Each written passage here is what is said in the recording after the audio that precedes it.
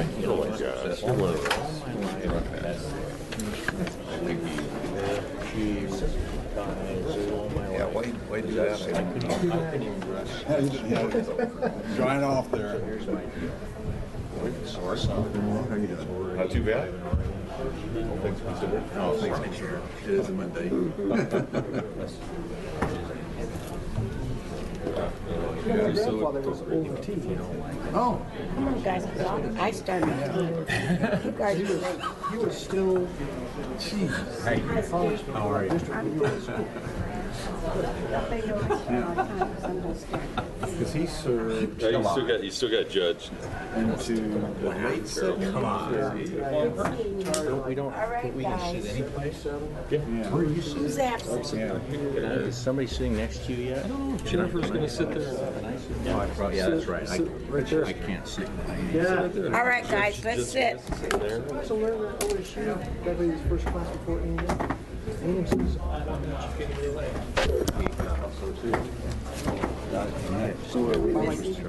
asked me that. So, Are you about ready to go? Yes, She's I getting am. ready to go. I'm She good. wants to rock. I'm gonna rock.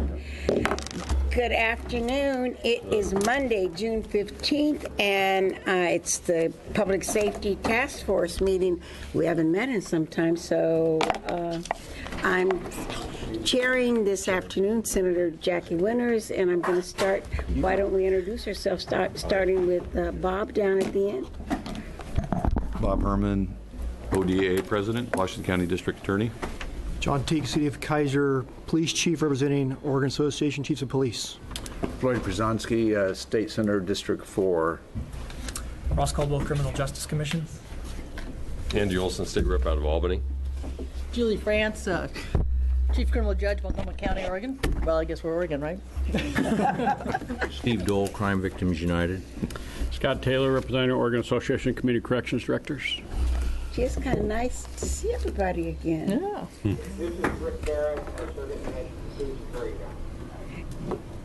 Can you hear all of us?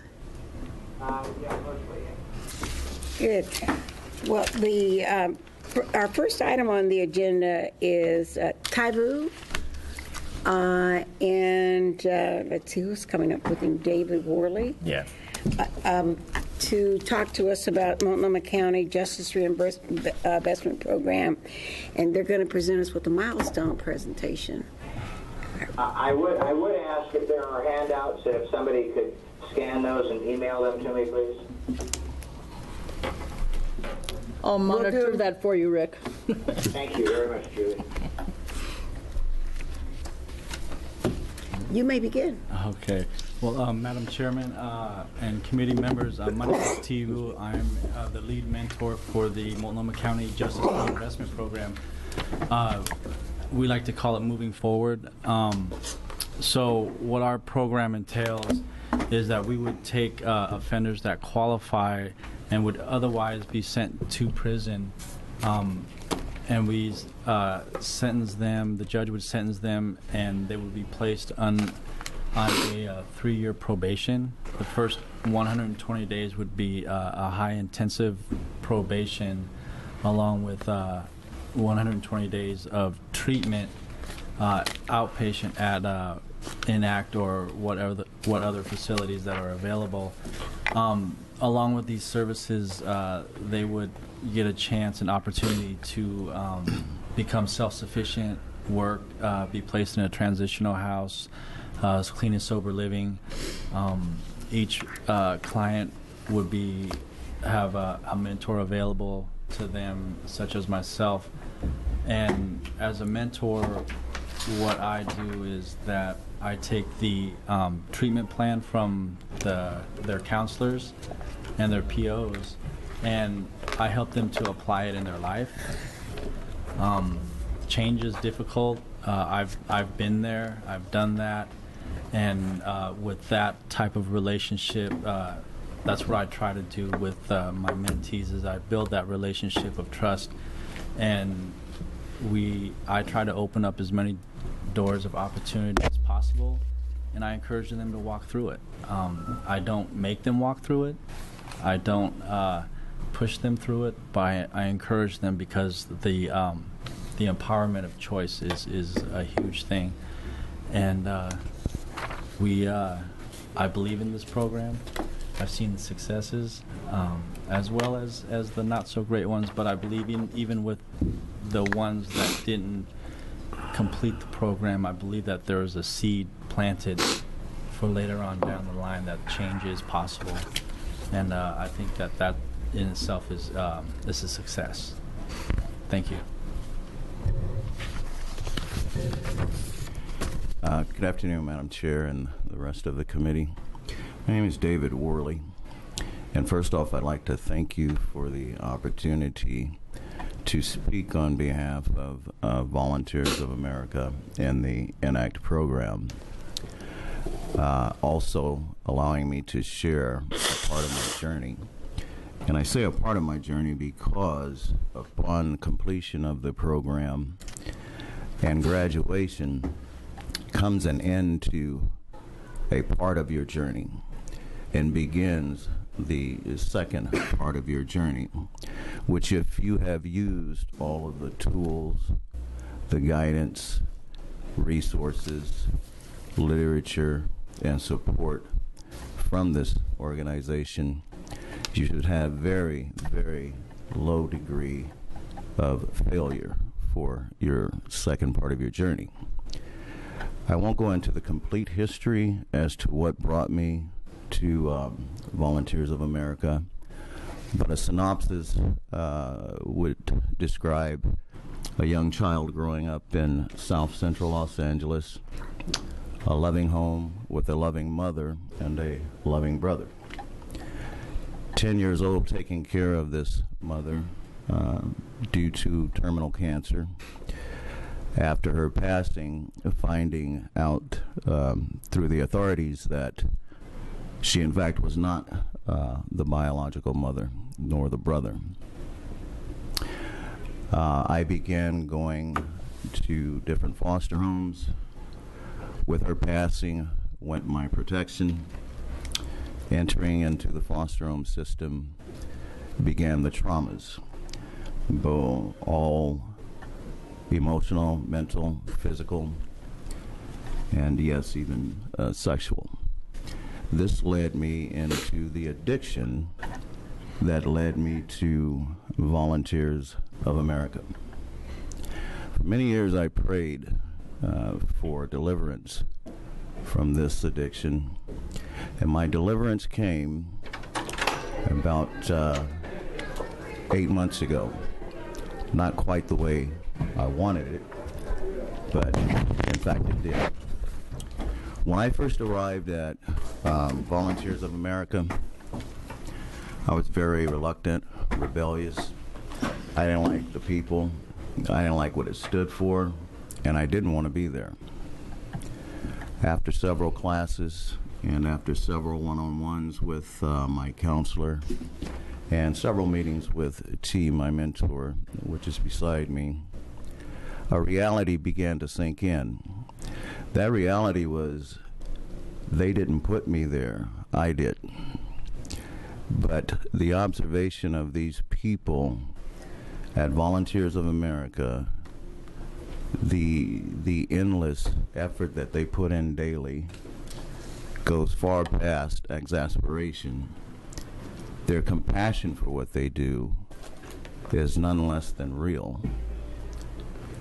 The tools that I have gained from them has put me on a path where I am confident, and again, the thought of failure just doesn't enter my mind.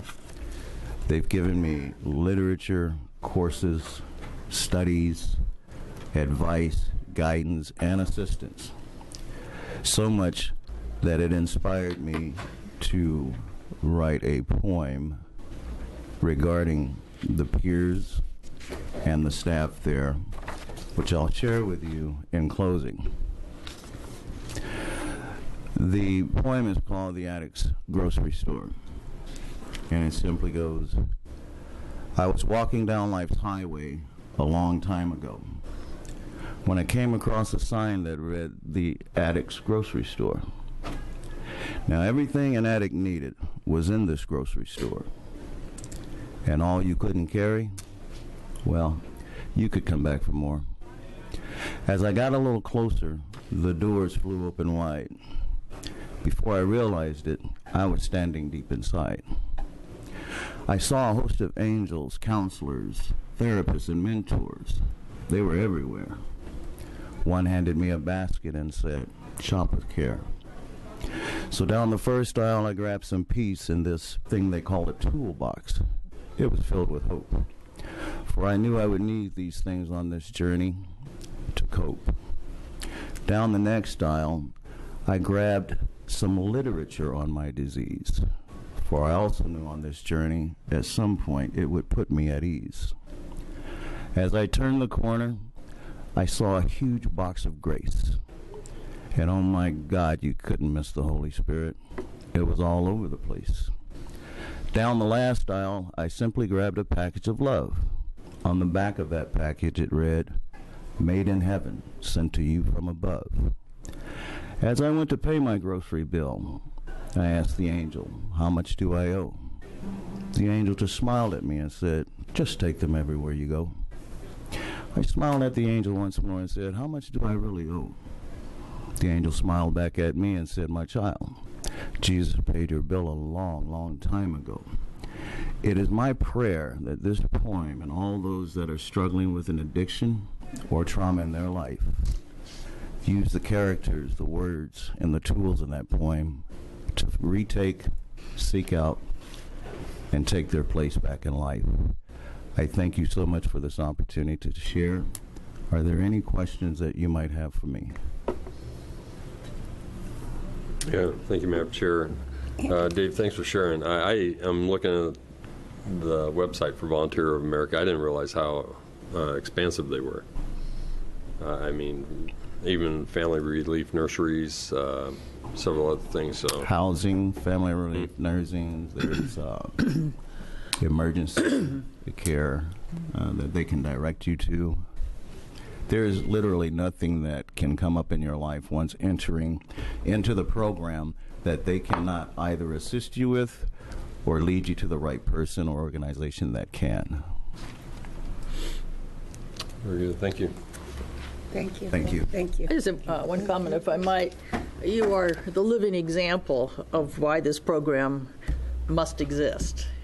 And it's the mentoring that continues on, whether a person is in a specialty court or on the intensive supervision, because that at some point might end, or perhaps even at some point goes to prison, because not everyone who's a member of the MCJRP eligibility group ends up on probation. But I will say that the statistics for the first 6 months, reliable statistics, show pushing 80% on probation versus in the 30s a year ago for that same group.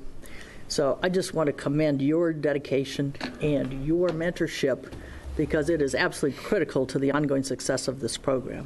Thank you for sharing all this today. Thank you so much. Have a good afternoon.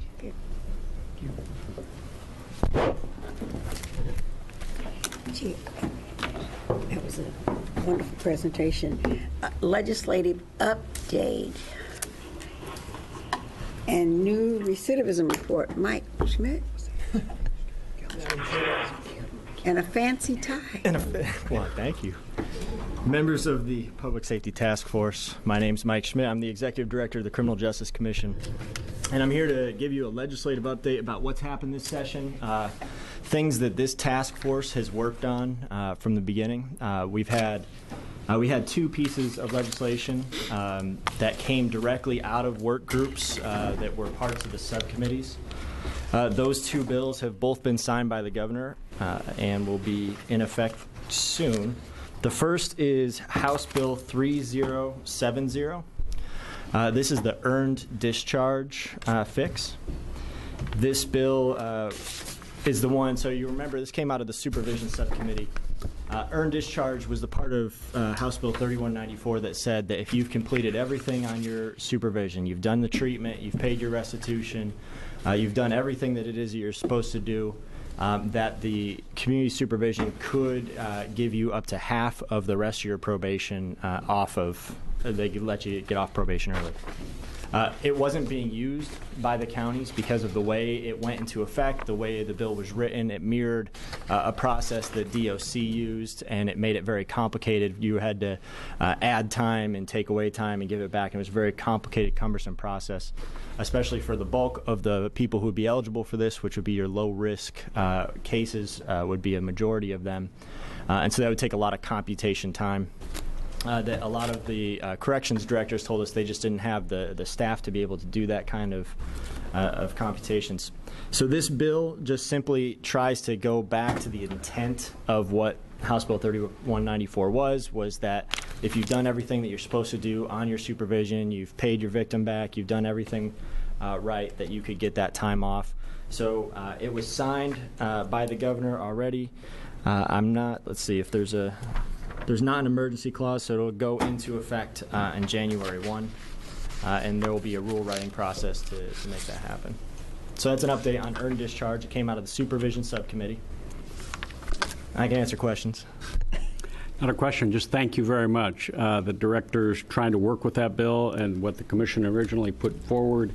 It was a critical piece to allow us to really focus on the highest risk, and I really appreciate the effort to streamline that and make it usable for us. So thank you.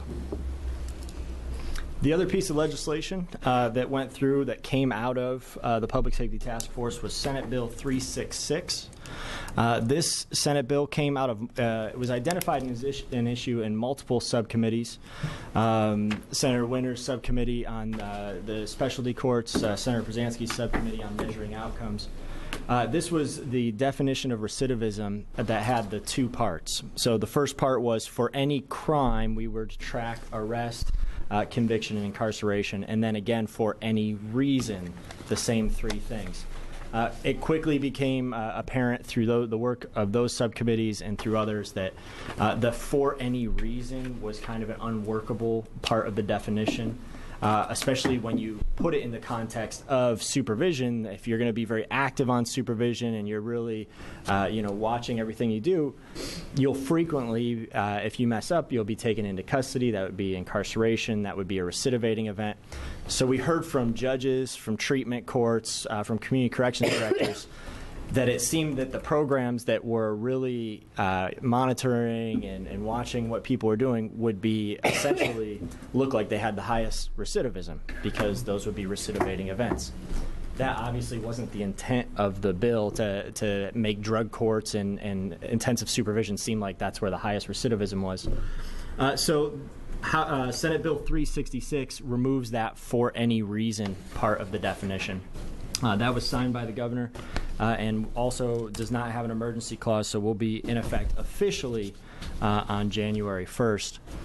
But it kind of leads into the second part of the recidivism definition that I wanted to update you on, which is the recidivism analysis completed by the Oregon Criminal Justice Commission. This is on our website. We brought print copies for all of you if you haven't seen it yet. But this was a project that we worked on with different agency partners, the Department of Corrections, Oregon Youth Authority, State Police, OJD. We all got together and talked about how we could actually implement the new bill, which would be for any new crime monitoring the arrest, incarceration, and conviction. So this report is the culmination of that. It's the first time in Oregon that we have actually reported out on the definition in House Bill 3194. And so you can see not only statewide what those three rates are, but we also broke it down in the appendix by county. So you could go by county and see exactly what those three rates are. And we didn't just do for the latest cohort, but we worked backwards. So we have at least a decade of information there so you can kind of compare how things have been going. Looking at that in the statewide, you'll see overall the trend is down. The slope of the lines are decreasing. So this is the product of the definition change in House Bill 3194, and this report is consistent with the legislation that just passed. It's the for any new crimes part of the definition. We didn't attempt to do it for the for any reason part because it wasn't possible. So again, we worked with our agency partners. We try very hard in this report to be as transparent as possible about the limitations in the data. There are a lot of limitations. There are things that we just cannot track accurately. But where that happens, we tried to call it out so that anybody can see that, and so also that we can know in the future how we can get better at reporting this more accurately. So I invite you to read through it and give us any questions you have, and you can direct anyone to our website where it's posted. Question?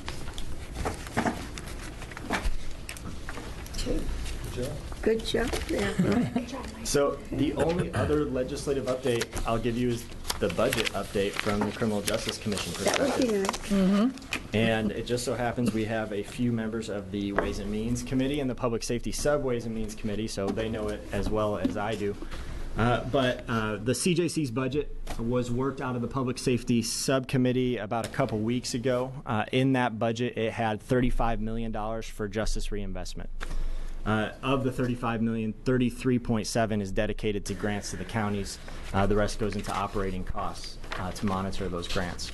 So it's $33.7 million going through. Our budget was worked in the full Ways and Means Committee last week on Friday, and that passed out. The committee members had a lot of great things to say about justice reinvestment, about the CJC, which was very nice.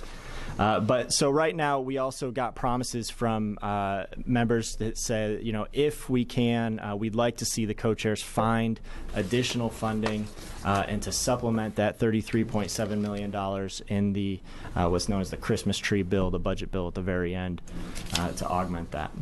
So that's where we are currently. Just to add, I think there were probably some loud voices that suggested and recommended that if there's any dollars that would go into the Christmas tree, that we add it to justice reinvestment. Madam Chair, so Mike, that includes, I take it, then the $5 million for the sheriff, and that 33.7. That's my understanding. That's right. So, and it's before the reduction of the 3% indirect costs and the 10% to victim services, correct? The 33.7, that's correct. Mm-hmm. Yeah, exactly. Okay. That's correct. Ken, I just want to make sure I heard that right. So because we were out in the hinterlands listening and watching, the 33.7 does not include the Measure 57 at this point. That is correct. So the Measure 57 continues. This is funded at that level, and that all that 33.7 all is the funding that will be distributed through the grant process and the application process, other than the small amount you take for your own administration. For the 3%. Mm-hmm. So. We should take that 33.7, hoping for Christmas, and take the 10% and the 3% off the top of that locally to figure out whether we're in the hole or not. And we are also using the latest formula percentages from the grant and aid formula. So it won't be the same exact percentages last time. Some counties have had adjustments based on that. So your county should look at that number minus the 10% and minus the 3%. And that would be the same percentage that DLC currently distributes. The same exact numbers in the 1145. Thank you. Any additional questions on the budget? Well, I just sense, Madam Chair, that Scott's a little happy down there a little bit. I see him smiling. It's not a real happy smile. It's a perturbed, slight relief smile. In the deductions, I think that the issue, and I know that was brought to me, and I'm certain it was brought to Representative Williamson, and that was the $5 million that was mentioned on that $5 million jail amount. So, and I passed it on and did have conversation with my co-chair. Okay. Thank you. Thank you very much. Let's see. I think I'm ahead of schedule. All right. Yeah. Sarah and with Kelly and Ross. And it's now we get to talk about our implementation overview and our performance measures, which is always nice. Really nice to see you back in Oregon. Yes, nice to be here. Thank you for having me again, Chair and task force members. So I wanted to follow up with something that you guys voted on at your December task force meeting. So you have in front of you the System and Performance Measures Guide. As a reminder, a key point of implementation is keeping track of measurements of what House Bill 3194 was intended to do, and all the ways that 3194 was intending to make those outcomes happen. And so Senator Przansky and the Measuring Outcomes Subcommittee worked with CJC and Vera and all the agencies that are responsible for implementation to develop these measures. And so CJC has already been working over the past year and a half on tracking some of these areas, so sentencing changes and what that impact has been, and some other areas. But this is really meant to expand upon that work and identify all of the system measures that 3194 was supposed to impact, as well as, if you go to the third page, which starts the performance measures by policy, really looking at getting down into the nitty-gritty of all the different policies that were included in 3194, and how can we track the performance of those to ensure that they actually are being implemented and implemented to the fullest extent. So this was presented at the December task force meeting. You guys had approved with some changes that were recommended. And so this is the final version, or I would call it the approved version. I hesitate to call it the final version because, as we've learned in a number of states, once you start tracking it, you start learning what is actually doable, what needs a little bit more work. And so this is the version with your incorporated changes that were approved. And so CJC has been working with the agencies to start reporting on these measures. I think what you'll see is some of that being presented now with the plan of reporting on all of the measures at the next task force meeting. So I'll pass it off to CJC. Ross Caldwell from CJC, sitting over here now. So one example of what we've been able to track is short-term trans leave, and this is something that we've tracked to some degree, and we're going to be able to track with a lot more detail and kind of drill down to get more information going forward. We do know that short-term trans leave is a successful program. I think the fear with short-term trans leave when it expanded in 3194 from 30 days to 90 days would be that if you're letting people out of prison early, are you just going to end up sanctioning them and putting them in county jails, and thereby you're passing the cost from the state in prison to the counties with the jail. But so far that's not what we've seen. So far it's been a very successful program. I think the average jail sanction is something around 4 days, so it is saving a lot of money. But what we don't really know yet is what exactly some of these folks are doing when they're out of prison. So going forward, what we're hoping is that we will be able to get more information from DOC, and it looks like that in the next calendar year we should get a lot more numbers about employment, people that are going back to school, things like that, to see what exactly people are doing when they're getting short-term trans leave, and hopefully they're taking advantage of good programs and things like that. So we're not quite there yet, but we're getting closer. And then we have the next slide. And this is just an example. You might have seen this slide before, but this is just kind of how short-term trans leave has gone into effect. So the orange is the 90-day version, and the blue is the 30-day version. So we've kind of filtered out most of the 30-day stuff, and we have a lot more of the 90-day now. So again, you might have seen that before, but go ahead. I'm Kelly Officer, research analyst at the Criminal Justice Commission. So I just wanted to quickly go over a couple areas of the performance measure tracking that need additional work. So the first one we wanted to mention was the earned discharge. Mike just explained the legislative fix around earned discharge. CJC and DOC are currently working on refining the data available to better track those that are released to earned discharge, and also track reasons why earned discharge is denied. So we need to do more work with DOC to better track that measure, and then also track the legislative change that was just passed as well. And then another area that needs some more work is the Center for Policing Excellence and tracking their performance measures. So CJC and Center for Policing Excellence are working really closely to track the measures of their training programs and the work that they're doing. Many of their programs are currently being implemented, and so as the data is just starting to become available, we're working with them to make sure that we're tracking the necessary measures to look at the performance of those training programs with CPE. So those are a couple areas that we're going to continue to work on and hopefully have outcomes to present at the next task force meeting. And then I also wanted to highlight some areas of performance measure tracking that we have been able to do very well and that we've been tracking in terms of justice reinvestment. So the first one is recidivism. Also, as Mike mentioned, the CJC released our recidivism report in May of 2005, and we're going to work on updating that analysis every 6 months. So, just as Mike said, that's the first analysis we've been able to do with the new definition of recidivism in House Bill 3194, which is the arrest, conviction, or incarceration for a new crime within 3 years. So I'll show you the data we've been able to pull together on that.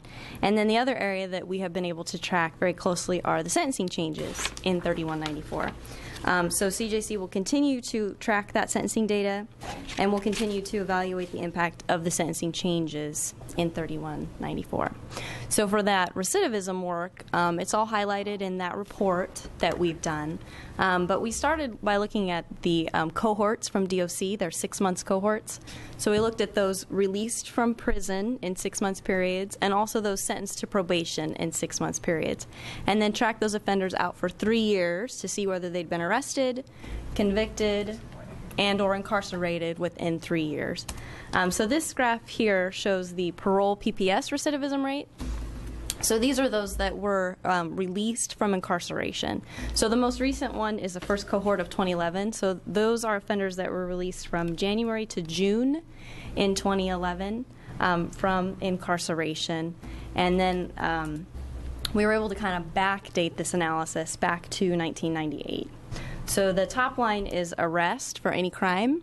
And then we have conviction and incarceration. So we had to combine data from many different agencies to be able to analyze this, and we'll continue to track this. In terms of tracking for justice reinvestment, it will take some time, right, to get a 3-year window for those that start their supervision after 3194 is implemented. And so we can continue to track this as we get to the point where the 3194 programs are up and running, and we get offenders who are released within that time period. I believe you have a question. Yeah. I'm curious, using the old definition, Community Corrections was able through DOC to get a 1 year, 2 year, 3 year, and this is going to be so old. Mm-hmm. So none of what you're showing there is affected by 3194. No. And so I just wonder, while the legislation calls for this as the definition, as you design future opportunities for our functional use to know whether we're making a difference or not, it would be valuable to at least be able to see the 1 year tracking. I don't know how complex or hard that is, but those cohorts on the 1 year let me know whether something is needs to be adjusted. It's easier to wait 1 year than 3 years to look and see what's going on with those cohorts. I like 6 months, but yes. Yeah, so we will work on that. This first report was really our first time around of putting this together, so we really followed what was in the bill in terms of the definition, but we can do 1 year, 2 year, and there's a lot of additional things we can do with this type of analysis that I think would be really helpful. We can look at risk to recidivate of these cohorts over time and see if that changes. We can look at different demographic factors and look at different specific populations within that. So that's CJC's goal as we update that. Yeah, I'd really like to see in the future some demographic breakdown, age and race. And sure. Yes. We will work on that.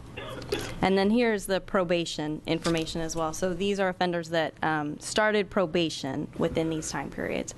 So we'll continue to track this for justice reinvestment. And then I have one more slide to look at a specific sentencing change within 3194. It gets into the weeds a little bit, but really just wanted to show you that we have the ability to track this measure and to see if the sentencing change is working as expected. So these are the felony drug convictions, and these are in quarters, and shows the sentence types for each of these. So this is really getting after the Measure 57 drug change in 3194. And this is crime serious of 8 or less for these convictions. So a little background. When 3194 first passed, we saw the prison intakes for these specific crimes going up. And we got some feedback from the counties that they were getting a lot more of these substantial quantity cases coming their way. And so it looked like that was because the feds were taking fewer of those types of cases and the counties were getting more of those. Those are level 9 and 10 cases that wouldn't be eligible for the downward departure that 3194 addresses. So we started to look at crime seriousness 8 or less convictions to be able to address that. So these are 8 or less convictions here, and it just shows the percentage of convictions that have a prison sentence, local control sentence, or probation sentence. So you can see in 2013, before 3194 went into effect, it was about 10% that were sentenced to prison within that time period. And then as 3194 comes into play, that drops to about the 7 to 8% range in terms of the number of convictions that get that prison sentence. So that change there, it really looks like the sentencing change in 3194 is happening as we'd expect, and that we have a fewer number of offenders getting that probation sentence right off the bat. And then also the local control sentences appear to tick up slightly, which we've seen in other areas of the 3194 tracking as well, now that counties have more resources to be able to keep offenders locally, either with a local control sentence or a probation sentence. So seeing that drop in the percentage to prison is what we'd expect with that change in 3194, and so we're able to track that very closely with this data. So we'll be tracking the other changes in 3194 as well, and all of that information will be in the tracking tool that we're working on. Any questions? Is that last figure 8%? Can't quite read. Oh, for 2015? Mm-hmm. Yeah, 8%.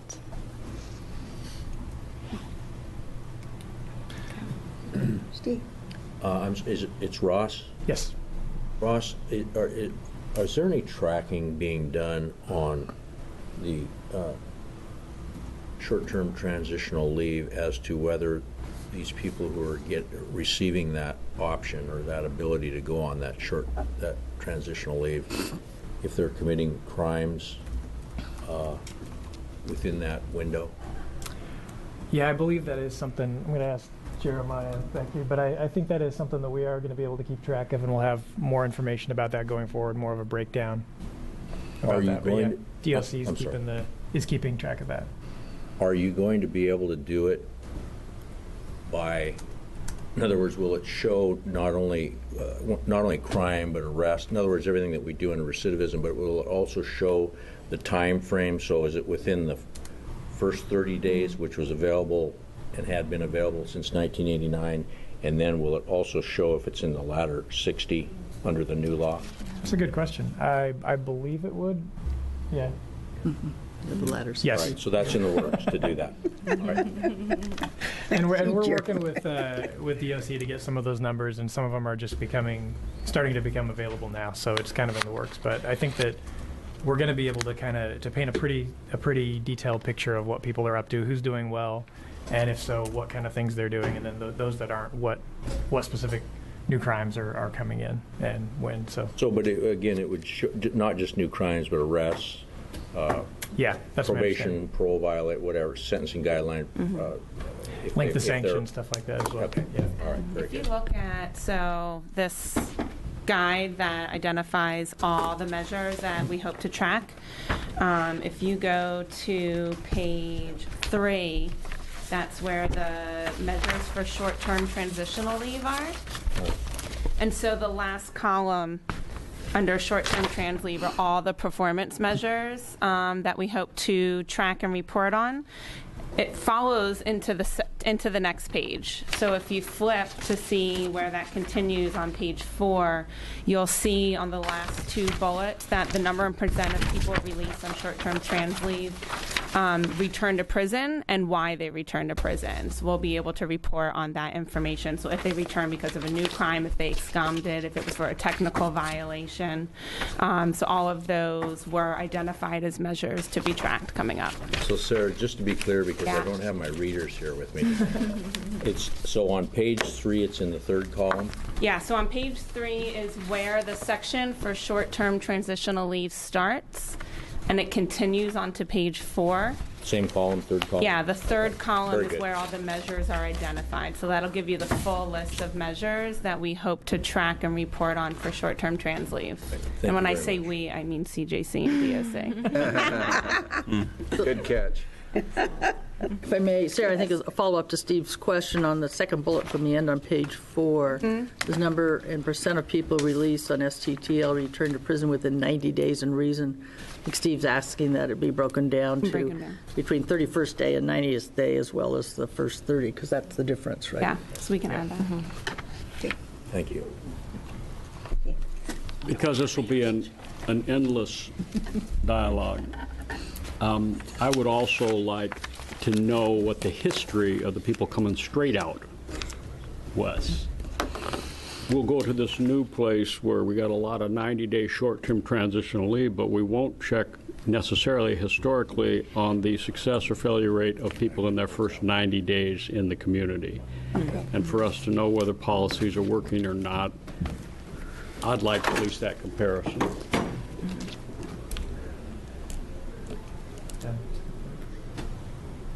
Good. A lot of interest in this topic.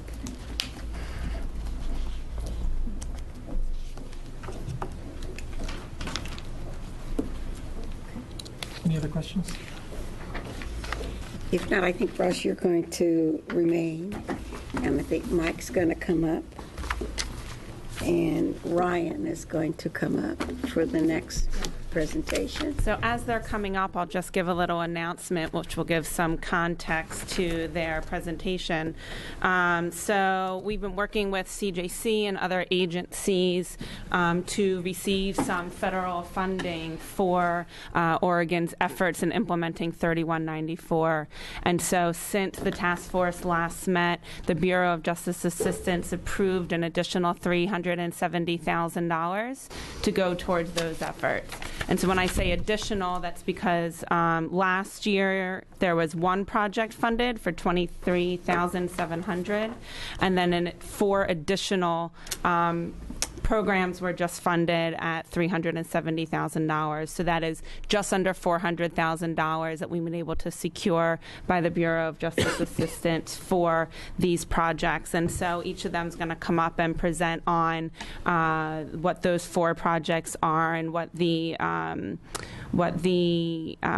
activities are that are going on now in order to see these through. I will say we work very closely with BJA, the Bureau of Justice Assistance, on bringing these funds down. They're very excited about the things coming out of Oregon. They're very excited about these projects, even particular the data dashboard, which you'll hear more about, that's really taking these performance measures and making them something that's available to you on an ongoing basis and not just at the task force.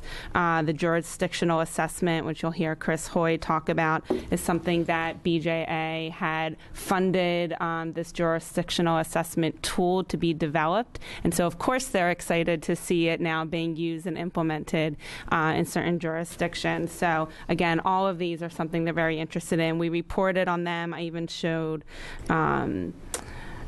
pictures of the Justice Reinvestment Summit when I was at the JRI Steering Committee in D.C. Craig was there and was showing a video, so they were all very excited. I was at that meeting 2 days after the summit, and so that was, we touted that as a wild success. So just wanted to report on that. Funding being approved, congratulate Oregon for it, and pass it off to the people doing the work. Thank you, Sarah.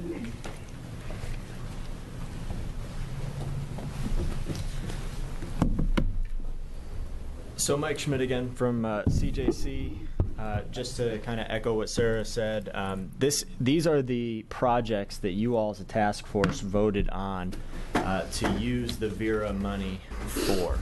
And so each of us up here has kind of had different parts to do with each of these 4 projects. But these are the things that we presented to you, I think, a year ago as a task force, and you approved these uses of the Vera funds. So we're just going to give you an update on how they're going. Chris. Chris Hoy, President of the Community Corrections Directors Association, Community Corrections Director in Clackamas County. My project is the jurisdictional capacity assessment, and what this does is, we've traditionally been quite good at assessing individual risk through the LSCMI. That's the Level of Service Case Management Inventory. We've done a good job with the CPC, that's the Corrections Program Checklist, that actually verifies that each program is doing what we think it is and that it's actually evidence-based. But the missing piece has been the jurisdictional capacity. So in other words, we don't know if I have, say in Clackamas County, a certain number of high-risk offenders who need inpatient alcohol and drug treatment, and compared to the actual number of beds I have available, we don't know what that number is and where the gap is. And what this system will do is it's actually going to go out and assess every county in the state. It will look at the programs, the areas that we decide we want to look at. It'll determine what the capacity is within that county today and what their actual need is based on their actual LSCMI scores. So it's going to compare the actual need, the risk need in that community compared to what the resources are available, and it will help inform us. The idea is that in the future, as we apply for justice reinvestment funding and as we make priority decisions in terms of our community corrections dollars, it'll help inform us as to where we need to focus that money, where we have the gaps in our system. Do we need residential alcohol and drug treatment? Do we need batters intervention? Do we need, what is the actual what's the gap in the individual community? And then as a whole, you'll be able to look at the state overall for larger policy decisions and determine where maybe on a statewide basis that resources need to be focused. So I'm very excited about this. It's something that it's going to give us real data as opposed to just kind of, well, I think I need this or I think I need that. And it'll give every community corrections director in the state the ability to say, this is what we have and this is what we need. So in terms of implementation, we have a webinar scheduled next week with the community corrections directors to start rolling this process out, and the folks from George Mason will be attending our meeting on July 10th and 11th in Newport to start discussing the actual implementation. So, any questions on the jurisdictional capacity assessment? Thank you. All right, I'll go next on the data dashboard. Like Sarah said, what we're really trying to do is, you've been seeing presentations from CJC since you started this committee on how we're using PRISM. We break it down county by county. We look at local control. We look at probation.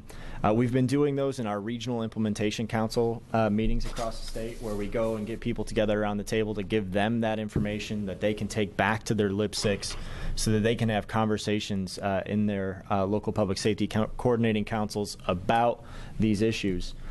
Our goal is to make it so that those things are all online, so that you don't have to wait for a meeting like this, so that you don't have to necessarily even be on the LIBSIG to get that information, but that anybody can find that information.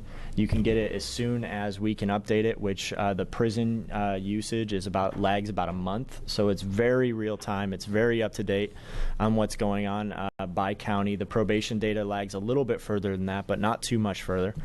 And so we really want to just kind of make that available to any of you so that during your meetings or as you're making decisions on how resources should be allocated, you can look in real time about what's happening in your community locally. So if you haven't been to the CJC website, and I'm sure all of you have recently, but if you haven't, you should go. and play around. Is that a way of telling us that we need to go see the website? It's a cool website. I almost pulled the panel, but I decided to not do that. Could be a short term. You did, do it. But go on the website, and you can see a map of the state. You can see, click on it by county. And right now, it's very limited in what it can show you. It really is just that very high-level prison use by county. And it breaks it down according to the crimes that we've been monitoring in 3194. But we intend to keep expanding on that, making it better and better and more useful. So it's also, would be very open and would love to get feedback from you on features you'd like to see, ideas you have for different ways you'd like to see things displayed. All of that would be very useful to us as we are going through the process of building those dashboards out. So that's where that's at.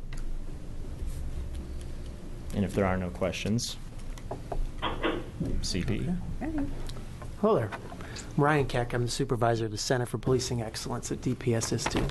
Kind of a lead into the next project on the list, I'm going to give a little bit of background about the Center for Policing Excellence, or CPE, that I think serves to catapult us into where we want to go with the online knowledge bank.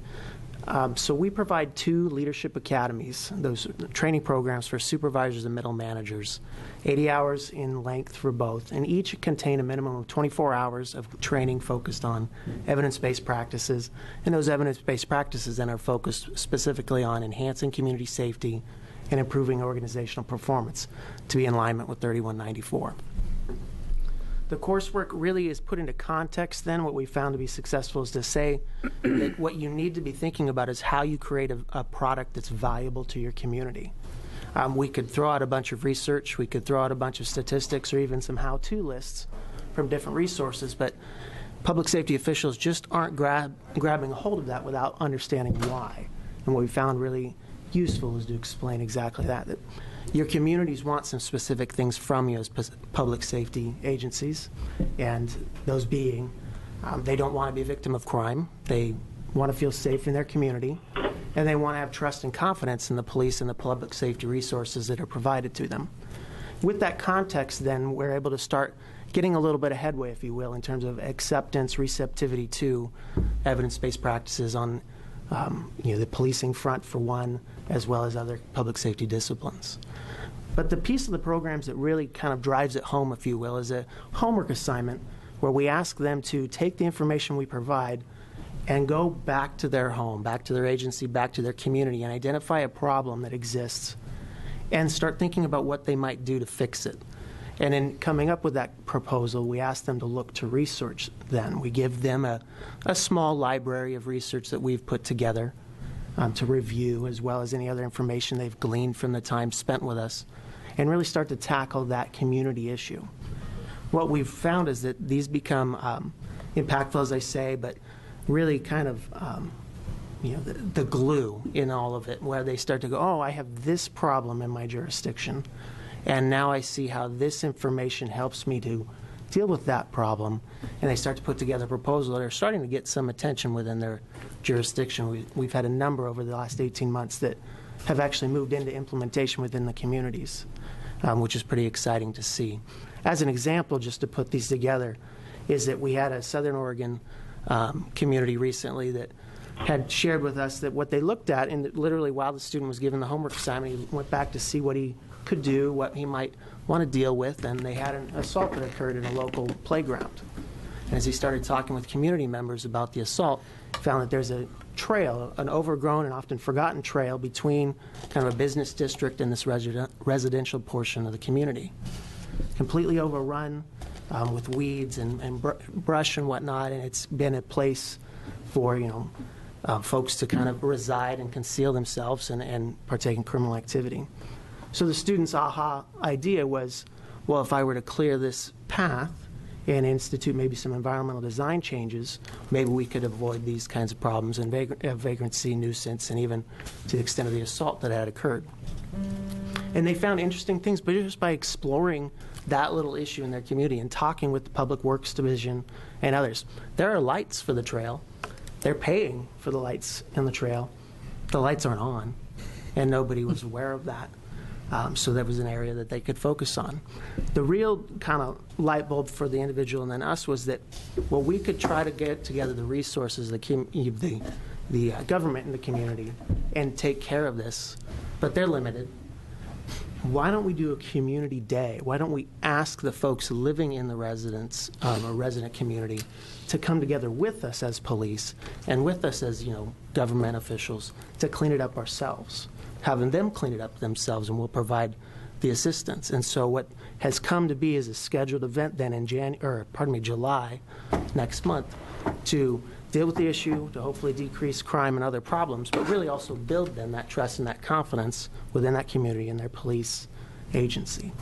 So that's just a slight example, or a small example, if you will, but with big results that we're encouraging, if you will, and I think students are beginning to find as possible in their communities based on the training that we're providing them. We've given this training now to, well, I just did the math, 243 individuals in the last 18 months, 60 of which were in just the last 6 months, pardon me. And what we want to do is now go further with it. We want to do more. And I'll let Mike kind of talk about how we might do that. Yeah, great. So Ryan invited myself, Representative Olson, Ross, out to one of these days where these supervisors come back and they give these presentations. And we heard presentations on, there was a jail commander out in Lincoln City who said they couldn't get female workers, that they were having trouble attracting female officers, and even if they were able to get them, they couldn't retain them. So he gave his paper based on that. We had, out of Gilliam, there was a trailer park that's about the size of 2 football fields that was responsible for 85% of the call volume of one law enforcement agency. And they described how they literally would be on one side of the trailer park. When the call would come out from the other, they'd run over to that side, and by the time they got there, the call would be coming around from the other side. And so they said, we need a different approach. So we heard presentations all across the board. There was a use of force presentation from a supervisor who worked for the tribes and had limited tools at his disposal. And so he was trying to engage with the research and the evidence on how he could deal with not having things like tasers, for example.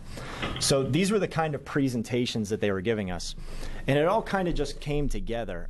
So this task force, like I said, a year ago kind of said, well, one of the ways that we'd like to use this money is to get evidence and research to police officers with our work through CPE, but how do we really get it out? And so when we went there to see these presentations, it all just kind of came together. And what we think what we're planning to do right now, and we're starting to roll it out, and we've, with the VERA money, the BJA funds, we have reached out to a consultant, and we've done focus groups now, and we're kind of paneling this. But the idea is to take those presentations, that Oregon-specific generated content, and to make it available not just to the 25 people who sit in the class during that one time, but to make it available broadly across the state to law enforcement officers. One of the benefits being not only are these very specific Oregon problems, these aren't just looking at national research and then trying to have officers digest those reports and extrapolate how they could apply them in their local jurisdiction, but the students going through this are doing that work. And so on this knowledge bank website that we're building, they would essentially say, hey, we have this trailer park, it's accounting for 85% of our call volume. We've read the research. This is our proposal on how we think that we could best do this a different way to get better results. And then put that on a searchable database so that other officers who might face similar problems can go online and search it and not just look for a study, but look how a different agency in Oregon has attacked the exact same problem. So we're really excited about this. We also are planning to have a micro grant component of it. So Ryan described a project where you're clearing brush and maybe turning on some lights or whatever the situation is.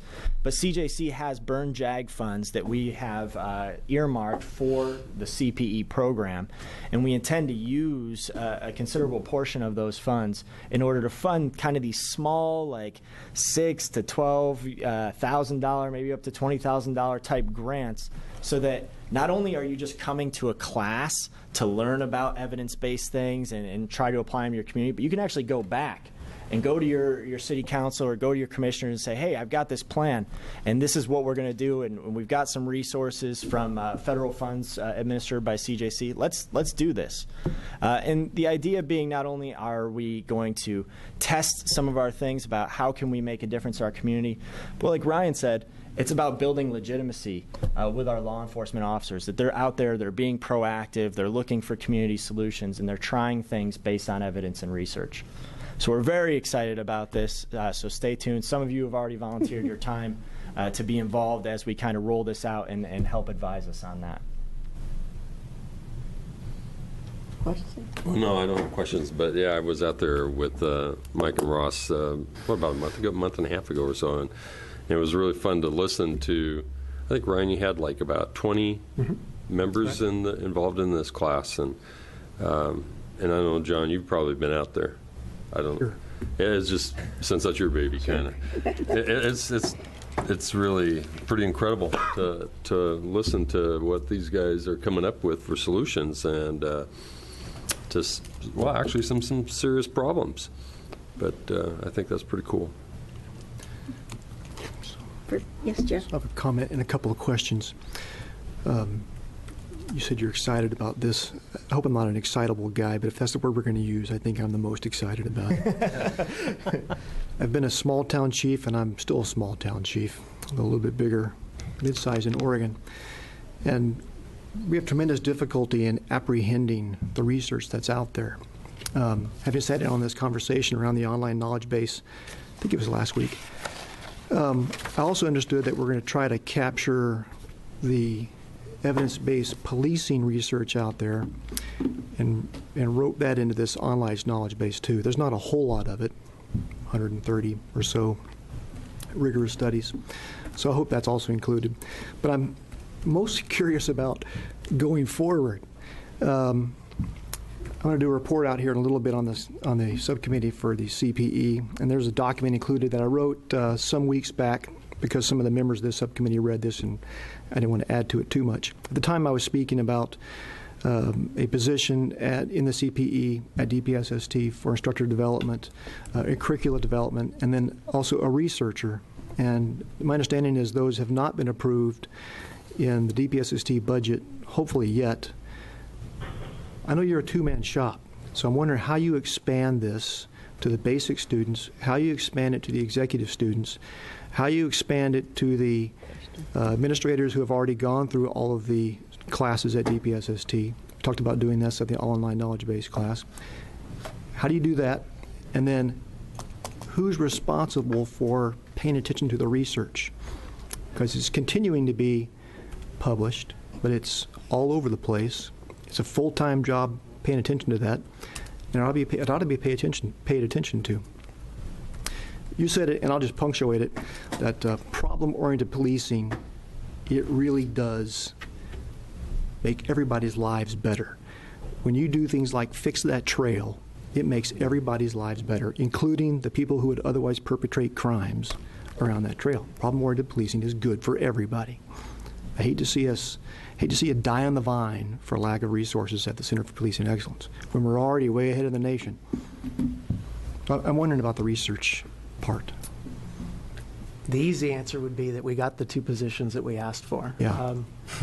I don't know if that will be or won't be. I know that it's not a policy option package in our current DPST budget that moved through, I want to say last week or the week before.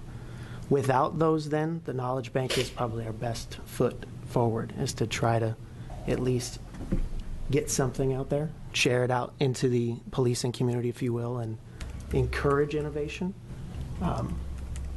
Outside of that, well, we'll continue to work as our two-man shop to do our best, and then wait for or work on creative solutions. But we are limited at this stage, I'll be honest. So what I hate is that this thing limps forward and slouches, and we all say, look, it didn't work for lack of resources. I'm not sure what to do about that. I guess it was really more of a statement than it was a question. Well, John, if it's any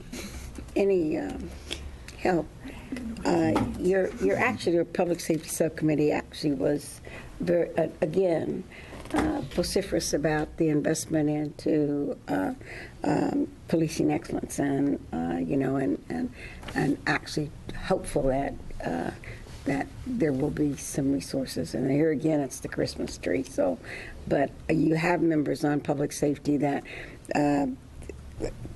totally support policing excellence, and so I just need to tell you that you're not the solo voice in the wilderness.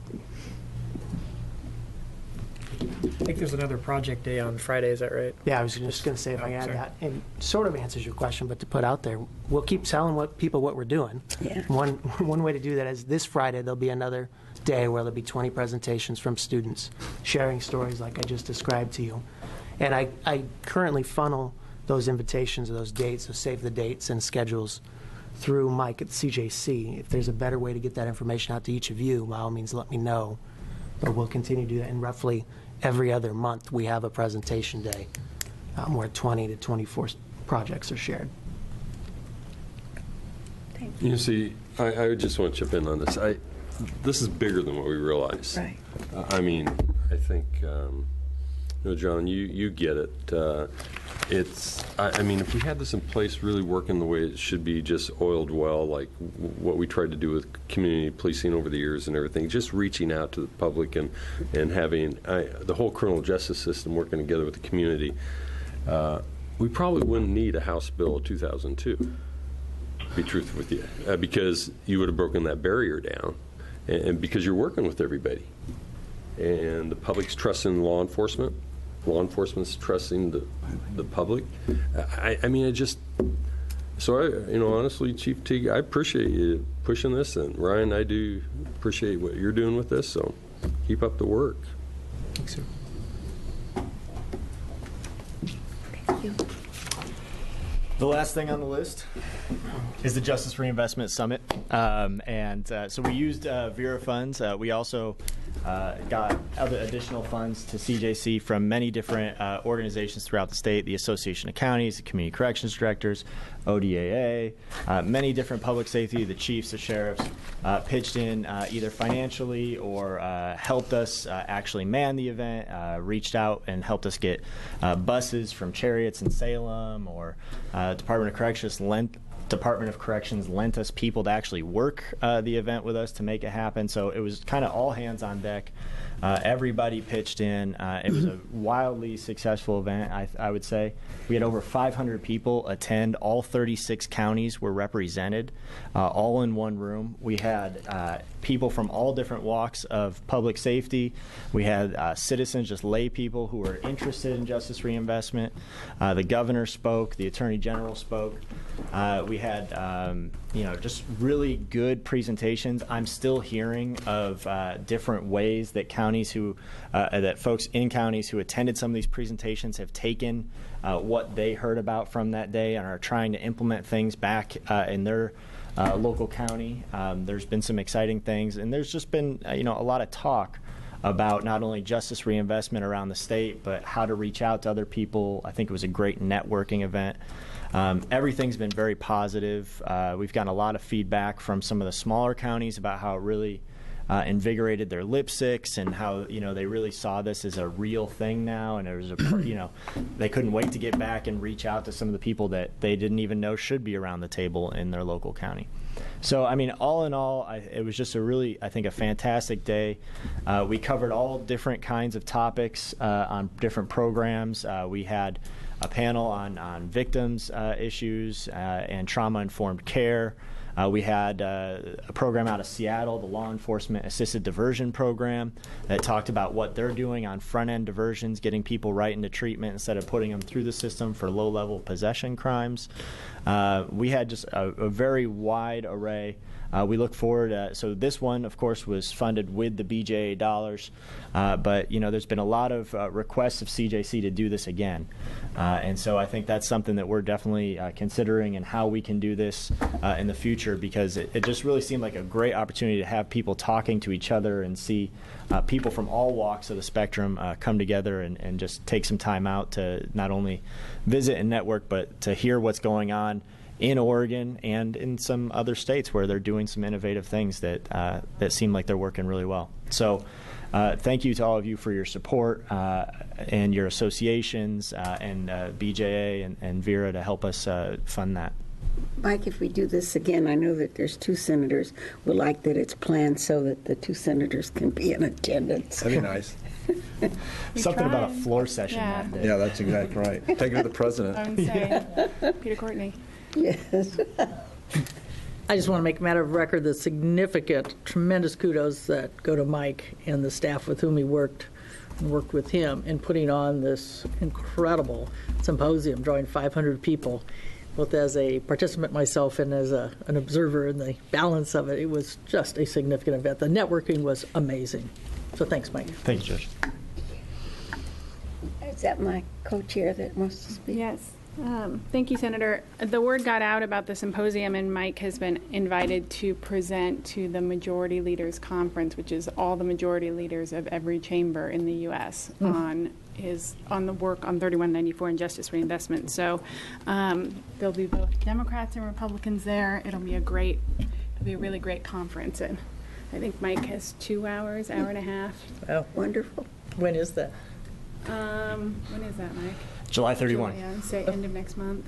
Yep. Where at? In Portland. Cool. I think, Mike, It and beats that's... Alabama in the heat. And Yeah, everything. no. Yeah. No, they're meeting here conveniently. Yeah. Well, wait a minute.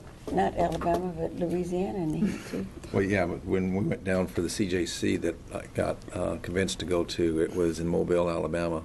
And it was in August, and that brought me back to Houston. Heat, humidity. Yeah.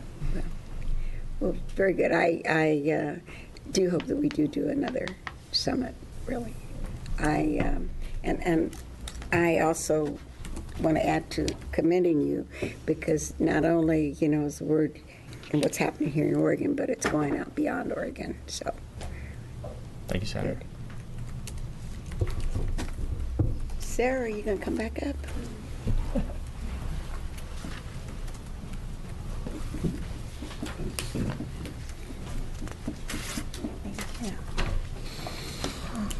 So actually, before we get into the subcommittees, I just want to give credit to Chief Teague. This idea of the online knowledge bank really was kind of the brainchild of him. He came to us over a year ago now and, was like, I get all this information about research around evidence-based policing across the country. Some people get the information, some don't. The information's kind of provided in a number of different avenues. And how can we make sure that we get this information and this knowledge to the police officers that are working in the field in Oregon on a daily basis? And so that kind of idea and that conversation really motivated a lot of us to think about how to do it. And CJC and CPE really took that idea and ran with it. And I think this is a great example of how to use the limited resources that you have when you can't train everyone necessarily across the state on everything, when you can't teach everyone about every single evidence-based policing practices across the state. How can you utilize the people in the state that are doing these really innovative, really proactive things and share that information with their colleagues all across the state? So I just wanted to thank Chief Teague for that conversation a long time ago. All right, so next up is the subcommittees. When we first put together, when states first put together oversight task force and develop subcommittees to focus in certain areas, we think it's really important as you go on, as each year goes on, to take a look at what your subcommittee structure is. Are there subcommittees that had a goal and have met their goal, and so there's no need to continue? Are there subcommittees that want to really hone down on particular areas that aren't going well? And so I think you'll hear over the reports from the chair, some I will give, some the chairs will give of the subcommittees, about what the subcommittee's plans are looking back at what they focused on over the last year and a half, and looking forward what they want to focus on in the future. So the measuring out, or the Outcome Measure Subcommittee. We've been working with Senator Przansky. Very early on, Senator Przansky and the subcommittee identified one major goal, which is that system and performance measures guide that we talked about earlier. And that was really the goal of that subcommittee, is to expand upon all the measures that are being tracked and reported on to make sure that we're making informed decisions about implementation and if it's going well in areas that it's not going well. And now that that guide has been developed and CJC and the agencies will start reporting that information, the subcommittee kind of doesn't need to be the middleman anymore, and now that information can start being presented directly to the task force on an ongoing basis. So we've been talking with Senator Przansky, and I think he has a motion. I call it a motion, but I think we've completed our work as a subcommittee, and so we probably should go ahead and close that so we stay in the loop in the sense of requiring that information to go directly to the task force and for CJC to be able to access. And I want to take this time to thank Sarah for all of her assistance in making this happen. Clearly, all of us want to be engaged and involved, but without having individuals as making certain that the work's being done. And so, Sarah, thank you very much. You're welcome. Thank you. Thank you. Yeah. I think you're up next. Oh. Not to call on you, you should be calling on yourself. I call on myself. See, I was just really caught up in the moment. I appreciate it. Yeah, specialty courts, and I think we still have work to do, actually. Because one of the areas, several that we identified, and that's how the best practices all fit in, but also the gaps that exist in resources around the state. And so I think that particular piece, that what we talked about at great length in our sub, that it's one thing to talk about having a specialty court. It's another thing of not knowing statewide in all 36 counties, what is the capacity and what exists as far as implementing best practice.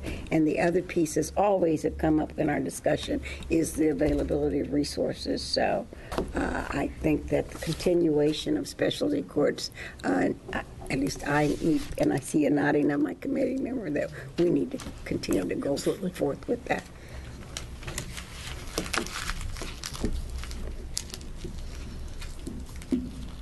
Who's next? So, Policing Excellence Subcommittee.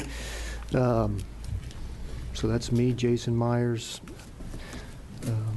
Andy Olson, Jay Dixon, and I think we thought we had a heavy lift when this thing first kicked off, but it's remarkable what DPSST has done with the Center for Policing Excellence right out of the chute. I swear they had this thing ready to go.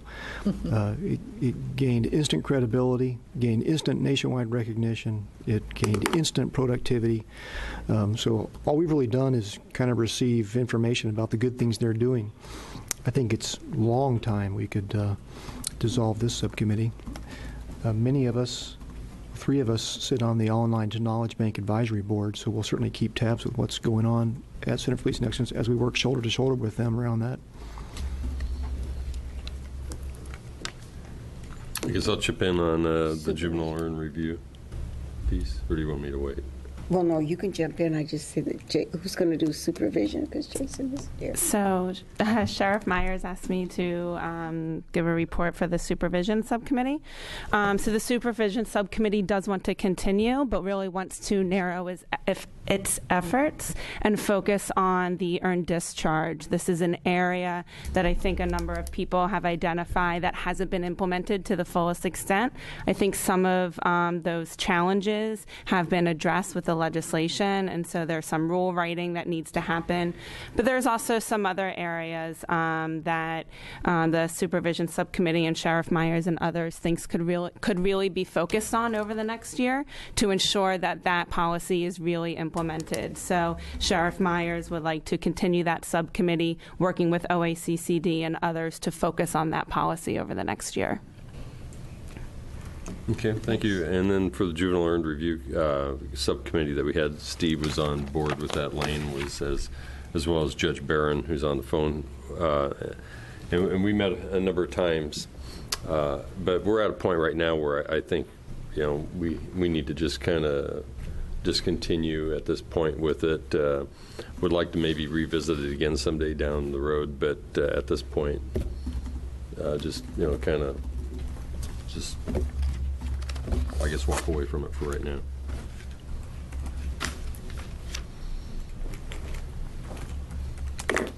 Okay.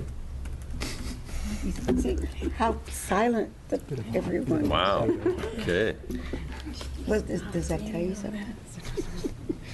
I think everybody's either tired, and Senator Brzezinski and I are really looking forward 4 more minutes from now going into the Measure 91 committee. That's what it right. is. You guys have that big hill to climb. Yeah.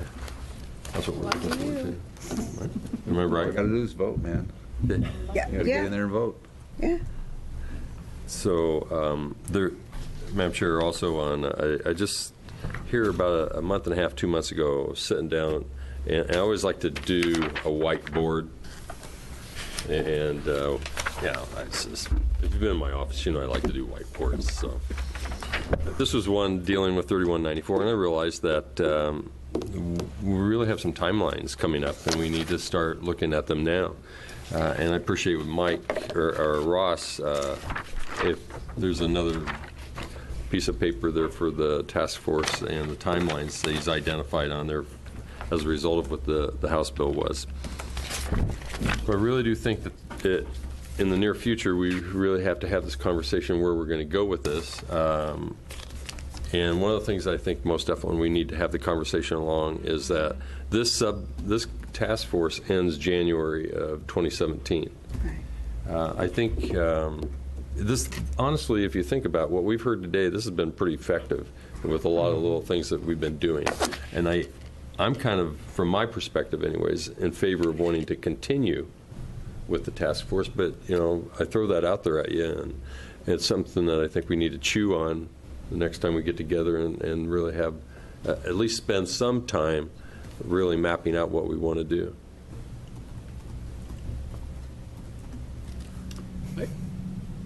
Can I respond? Sure you to can. that? No? I've never seen you lost for words. No, I'm not right now either. So what I'm curious about, I agree with you. And in the conversation we just had about the subcommittees, there were some of us that were on subcommittees that no longer exist.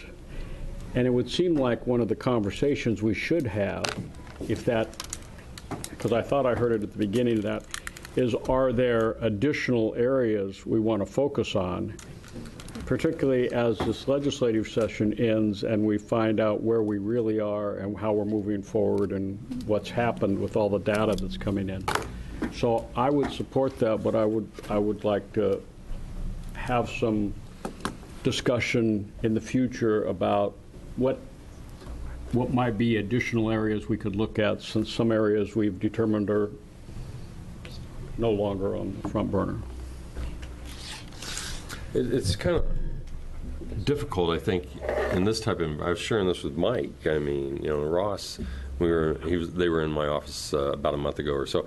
It's difficult for us to be in this type of environment and not really.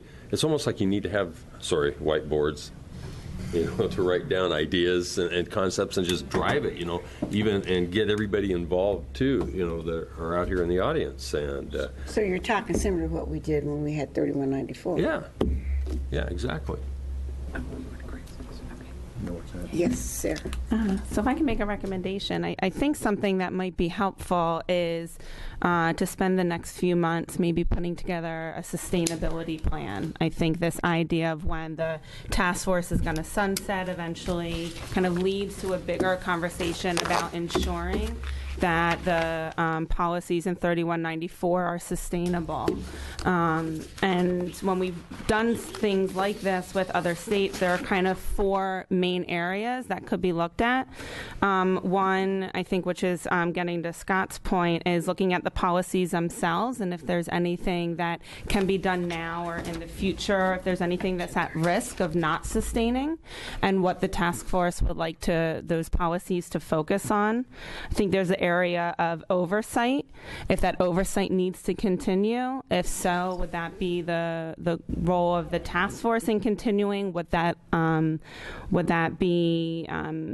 oversight look different outside of the task force?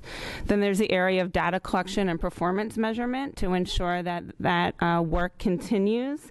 And then I think Oregon specifically, the sustainability of the Justice Reinvestment Program and continued funding years on.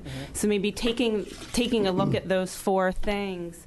And I don't think, we need to have the answers now, but coming up with the questions of what we can focus on over the next few months to develop what that sustainability plan would look like, and then spending the time implementing that plan. So that might just be a way to get at a lot of the things that you guys are talking about in kind of a thought-out process. I think we're going to have a whole variety of people submitting plans, and if they were as enthused after that JRI summit, you'll have a whole waterfront of engagement, and it'd be very fertile ground to talk about what's in there that might be the future. Question. What was your first bullet point? The individual policies themselves. Some policies will continue and there's not much work around it. Some policies, what policies are you most concerned about that if attention isn't focused on it, if things don't happen, that they'll kind of fall by the wayside, and how to make sure that's included and a plan's put together to ensure that those actually continue. That's good. Yeah. Sounds good. Any further discussion? Any other new business? And we're on time, so you can go to your committee. We did both committees. Up in smoke, man. We're up in smoke. We're adjourned. Sarah, we're having a slight sidebar here. What was your second point? This is, after policies before sustainability. I know that we might have